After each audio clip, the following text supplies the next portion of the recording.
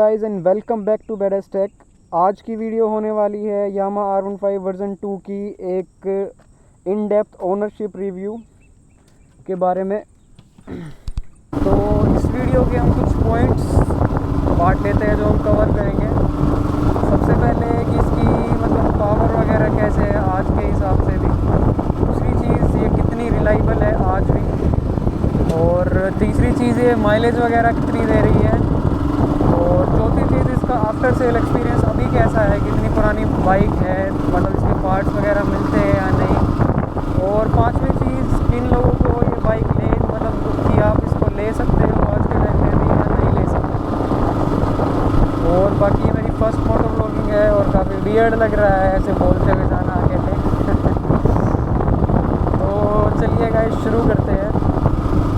सबसे पहला पॉइंट, इस बाइक की मतलब रिलायबिलिटी फैक्टर, मेंटेनेंस कॉस्ट वगैरह इतने साल में क्या आया है। तो ये बाइक लगभग अभी 58,000 चल चुकी है। तो इसमें इंजन वगैरह का काम बिल्कुल भी नहीं हुआ, दूर दूर तक इंजन वगैरह का कुछ भी नहीं है।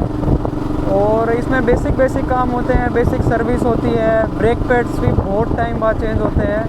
And I think chain set मैंने अभी तक 2 बार चेंज करवाया है। इसके अलावा कुछ ऐसी मेजर प्रॉब्लम नहीं आई है। और इस बाइक को मैंने 2013 में परचेज़ करा था। उसके बाद मतलब पहले 5 से 7 साल मैंने बाइक को बहुत रफ तरीके से यूज़ करके बिल्कुल ब्रूटल मैनर में। उस टाइम मैं कॉलेज में होता था, तो आप इमेजिन कर सकते हैं कॉलेज में एक स्टूडेंट कैसे बाइक मेंटेन करता है। तो मतलब ट्रिपलिंग भी करी है इस बाइक पे, इसको मैक्सिमम रैप करके भी चलाया है। तो मतलब कभी भी किसी तरीके का कोई प्रॉब्लम नहीं आया। इस पर बहुत सारे ट्रिप्स भी मैंने करे हैं। मतलब एक टाइम में मैंने इस बाइक को 600 किलोमीटर चलाया है। तो रिलायबिलिटी का तो मतलब आँख बंद करके भरोसा कर सकते हो। और दूसरा पॉइंट था परफॉर्मेंस का, तो वो आप ही देख लो कैसी है।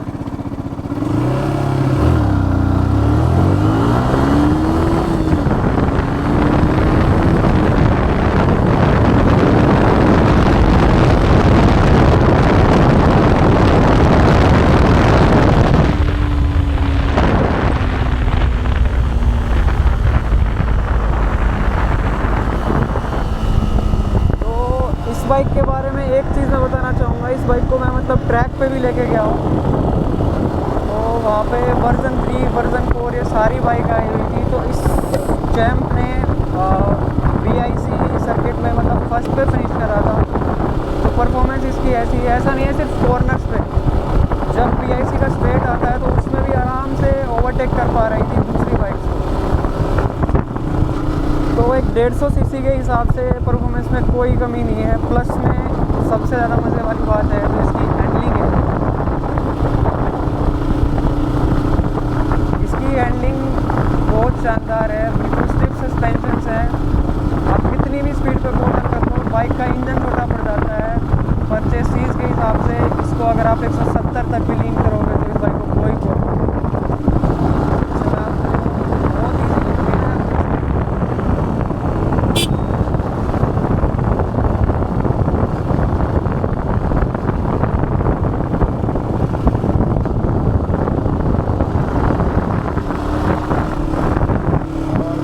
फ्रंट टायर में हवा कम है और स्टिफ सस्पेंशन का यही प्रॉब्लम भी है कि सारे गड्ढे बहुत ज़्यादा ही। और बात करें इस बाइक की माइलेज की, तो पहले मैं चंडीगढ़ से दिल्ली या चंडीगढ़ से रोहतक आता था। लगभग मेरे को वो 250 किलोमीटर करना पड़ता था। तो उसमें 90 से 100 की स्पीड में मैं लगातार क्रूज़ करता था।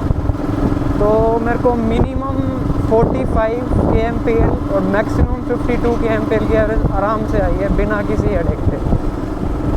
तो आई डोंट थिंक सो कि कोई ऐसी बाइक जो आपको 90 या 100 पे क्रूज़ करा सकती है एफर्टलेसली, वो बाइक आपको 45 से 50 की एवरेज देगी।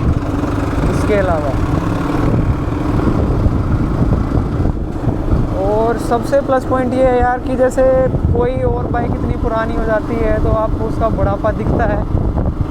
यामाहा या होंडा या कोई भी जैपनीज़ बाइक की ये स्पेशलिटी है अगर थोड़ा सा भी कम मेंटेन भी है तो भी वो बाइक मतलब इशूलेस लगभग चलती रहती है। बजाय कि जैसे कुछ बाइक्स होती हैं, अगर आप देखो हर बाइक को आप मेंटेन कर रहे हो तो कोई भी बाइक बुरी नहीं होती, बस कुछ बाइक्स ऐसी होती है जिनको थोड़ा केयर से रखना पड़ता है। बट इन बाइक की खासियत ये है कि अगर आप इसको थोड़ा सा केयरलेस भी रख रहे हो तो कोई बिग डील नहीं है, आराम से बाइक मैनेज कर जाती है बिना किसी भड़क के।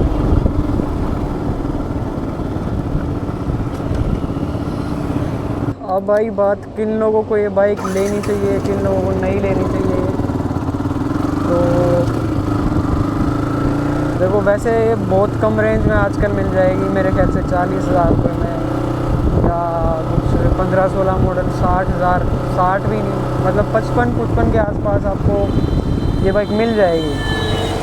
तो इसकी एक चीज़ को ध्यान रखना, अगर आप ये बाइक सेकेंड हैंड मार्केट से ले रहे हो तो एक बार यामा से चेक करा लेना, क्योंकि जैपनीज़ बाइक के पार्ट रिलायबल तो है, वो जल्दी से ख़राब होते नहीं हैं, बट जब ख़राब होते हैं तो कॉस्ट उनकी रेगुलर पार्ट से थोड़ी ज़्यादा ही होती है। तो आप इस बाइक को, जैसे KTM में होता है कि एक बाइक मतलब गिर गई है तो एजेंसी से हमने बनवा ली है, पार्ट्स वगैरह लगवा के वापस से उसको मिंट कंडीशन कर दिया है, तो इस चीज़ में यामा या होंडा की बाइक में वो चीज़ इतने कम पैसों में नहीं होती, क्योंकि पार्ट्स बहुत क्वालिटेटिव होते हैं। अब मेरे को अच्छा रोड मिला है जिसमें मेरे को पहले ही आ जाना चाहिए था, तो इसको यामा से चेक कराना। बाकी लेने के बाद आपको कुछ हार्डकोर इतना खर्चा है नहीं अब। और बाकी एक पॉइंट मैं खुद से ऐड करना चाहूँगा जो हमने शुरू में नहीं डिस्कस करा था, कि एक 2013 मॉडल बाइक के साथ 2024 में जीना कैसा है। तो बहुत बढ़िया है गाइस। इसमें ये है कि कोई TFT डिस्प्ले वगैरह या LED हेडलैम्प या DRL, ABS, ट्रैक्शन कंट्रोल वगैरह ये सब नहीं है, पर ये एनालॉग डिस्प्ले इसके साथ रेड लाइन मैच करने में और इस डिजिटल डिस्प्ले के साथ बहुत बढ़िया कॉम्बिनेशन बैठता है। और फिर दूसरी चीज़ ये है कि ये DRLs वगैरह, LED हेडलैम्प्स वगैरह आप आफ्टर मार्केट लगवा सकते हो, प्रोजेक्टर हेडलाइट लगवा सकते हो। और ABS या ट्रैक्शन कंट्रोल की एक 150 सीसी या 300 सीसी की बाइक में कोई भी ज़रूरत नहीं होती। मेरा ये मानना है कि इन बाइक पे आप सीखो ताकि आप लीडर क्लास बाइक पे या बड़ी बाइक में आप मेन टाइम पे कंट्रोल कर पाओ। अगर आप इसी सेगमेंट से इलेक्ट्रिकल स्टफ पे डिपेंडेंट रहोगे तो आप उस मेन चीज़ को उतने अच्छे से कंट्रोल नहीं कर पाओगे। और बाकी मैं आपको अभी इस बाइक की एक चीज़ दिखाऊंगा कि इस बाइक की मतलब हैंडलिंग की मैं इतनी तारीफ क्यों कर रहा था। तो अभी मैं मतलब एफर्टलेसली कोड में करूँगा, जिसमें मैं अपनी तरफ से कोई ख़ास एफर्ट नहीं डालने वाला, कुछ खास लीन नहीं करने वाला, कुछ भी नहीं, एक रिलैक्स कॉर्नर, रेगुलर कॉर्नर। तो अब ये चीज़ देखो, ये एफर्टलेसली कॉर्नर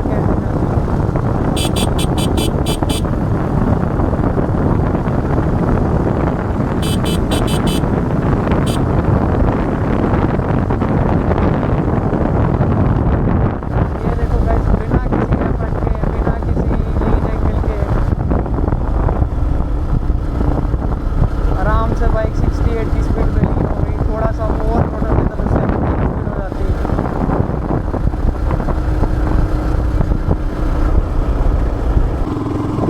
और बाकी काफ़ी लोगों के मन में ये क्वेश्चन आ रहा होगा कि मतलब इतने टाइम के बाद इस बाइक के पार्ट आज भी मिलते हैं या पार्ट में प्रॉब्लम आती है।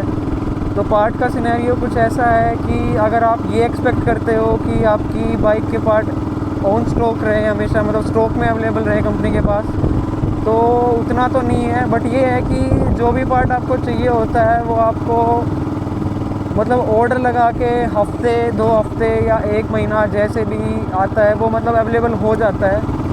तो मैं अपना एक इंसिडेंट सुनाता हूँ इसी चीज़ के रिगार्डिंग। जैसे ये 50th एनिवर्सरी मॉडल है, तो ये लिमिटेड पीस आए थे। तो मतलब मैंने ये रोहतक सिटी से इसका पैनल ऑर्डर करा था। तो इशू क्या था कि ये वाले पीस थोड़े कम थे, तो मैंने ये पैनल ऑर्डर करा था।